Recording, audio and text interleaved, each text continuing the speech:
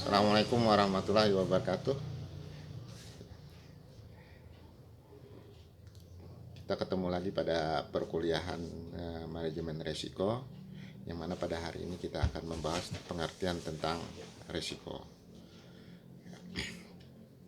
Nah, untuk menyikat waktu mungkin saya langsung saja kepada penjelasan dari PowerPoint yang saya tampilkan ini. Kita lihat dulu apa itu pengertian dari risiko. Risiko itu adalah sebagai suatu kejadian yang tidak pasti yang dihadapi oleh seseorang atau juga oleh perusahaan yang bisa memberikan dampak merugikan, ya. Dan juga dampaknya itu adalah suatu yang ketidakpastian terhadap pencapaian tujuan perusahaan. Jadi kalau kita melihat risiko itu bisa dilihat dari kemungkinan risiko itu terjadi dan juga bisa dilihat dari dampak risiko itu terjadi. Jadi kalau misalnya kita lihat berapa kemungkinan terjadi, bagaimana caranya kita bisa meminimal risikonya. Terus berapa besar dampaknya, nah, bagaimana caranya kita bisa memperkecil dampaknya. Itu secara umum seperti itu. Jadi risiko itu selalu berhubungan dengan kemungkinan dan berhubungan dengan dampak. Oke, saya lanjutkan. Ada berapa jenis risiko? Yaitu pertama kita bisa lihat dari sudut pandang manajer perusahaan. Ada namanya risiko spekulatif dan juga ada risiko murni.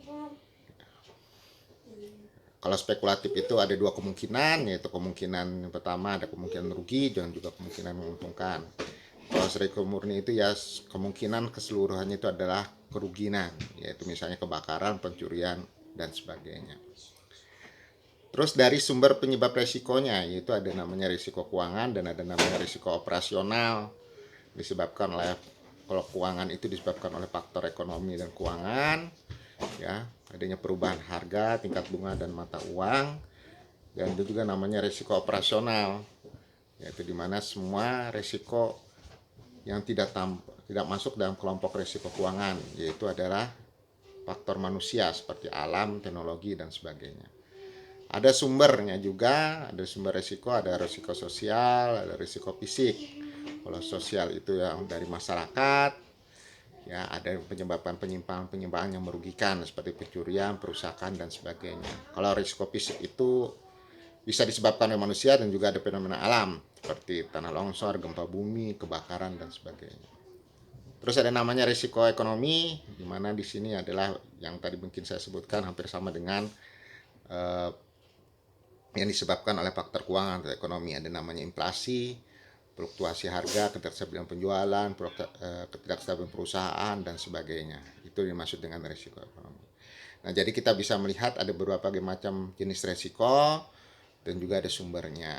Nah, dari situ kita bisa mengetahui. Misalnya tadi kita sudah bisa lihat ada namanya risiko keuangan. Misalnya ada tingkat bunga. Itu bagaimana kalau kita hubungkan dengan kemungkinan-kemungkinannya tadi dan dampaknya seperti apa. Akhirnya kita bisa menyatakan secara umum bahwa risiko itu selalu berhubungan dengan kemungkinan terjadinya dan dampaknya berapa besar akan terjadi. Nah, itulah secara mendasar kita mengetahui pengertian dari risiko. Nah, itu aja dari saya penjelasannya. Nah, kita lanjutkan program kita dari minggu depan. Assalamualaikum warahmatullahi wabarakatuh.